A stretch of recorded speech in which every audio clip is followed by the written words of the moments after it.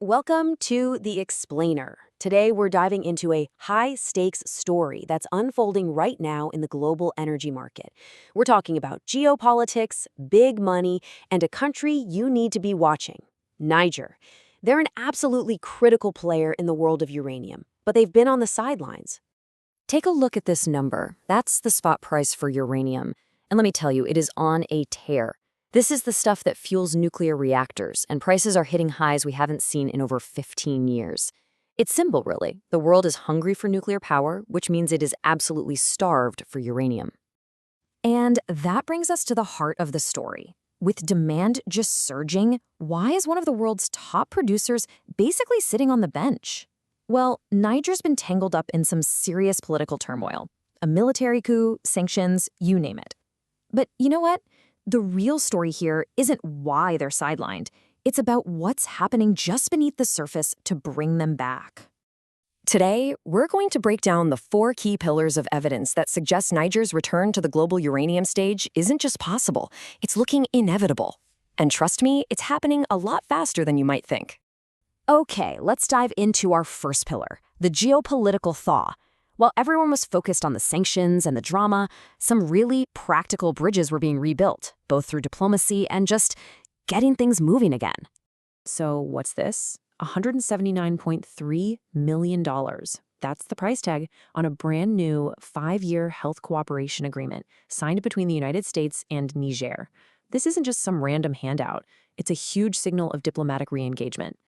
And here's why this is so much more than just aid. The U.S. is putting in over $107 million, sure, but Niger is kicking in almost $72 million of its own money. It's a co-investment, and that shows Washington is getting creative and finding practical ways to rebuild ties with Niger's government. And then you've got this, 2,000 trucks. Can you even imagine that? For months, nearly 2,000 trucks packed with goods were just stuck, stranded at the border. A total logistical nightmare. But then finally, a breakthrough. The regional heavyweight, Nigeria, stepped in and reopened a key transport corridor. All of a sudden, those 2,000 trucks could finally move. Now, for a landlocked country like Niger, this is everything. It's a concrete, real-world step towards getting back to normal so they can get their resources out to the world. All right, let's move to our second pillar and see how this all connects, the commercial reset. This is all about a major standoff with France that's now showing signs of a resolution, and at the center of it is a massive pile of uranium. So here's what happened. After the coup, Niger's new leadership basically took over a huge mine from the French operator, Orano. They seized all the processed uranium, the yellowcake, and said, it's ours now, completely ignoring an international court. As you can guess, things got pretty tense. But then, almost out of nowhere, we get this. A stunning reversal. Niger's leader gets on national television and basically says, you know what, we're ready to give Orano back its share. We're talking about 95,000 tons of uranium concentrate. This was a huge olive branch. And look, this wasn't just talk. It was a dramatic pivot, a strategic move to create an off-ramp for this massive multi-million-dollar international fight.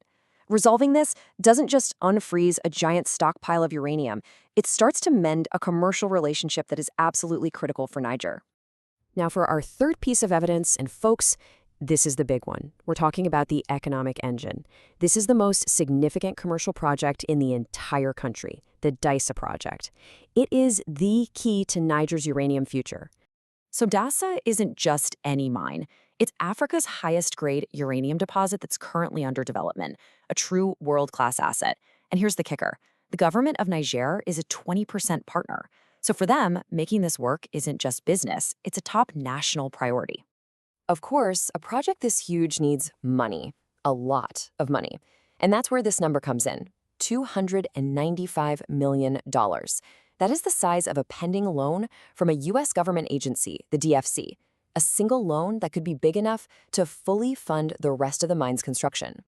Now here's where it gets really interesting. This isn't just some application sitting in a pile. It has officially advanced all the way to the DFC's investment committee. You should think of this as one of the very last, most critical hurdles before the final green light. It's a huge signal that serious American financial muscle is getting ready to back this project. But listen, the path from potential to production is never a straight line, right? And that brings us to our fourth and final pillar, the reality check. It's time for a dose of realism. So let's just be real for a second. The original plan was to have uranium coming out of the ground in 2026. Yeah, that's not happening. Thanks to financing delays and all those logistical headaches, the new target for just getting the plant commissioned is late 2027. And for the first actual deliveries, we're now looking at 2028. But here's the thing, and this is important. This delay isn't a failure. I actually think it makes the whole comeback story more credible, not less. By acknowledging a more realistic 2028 start, they're showing this isn't just hype. It's a real project navigating a really complex environment. So when you put it all together, the diplomacy warming up, the trucks moving, the commercial disputes getting resolved, the final picture starts to come into focus. Niger is coming back, and that brings us to the final play, the race for Niger.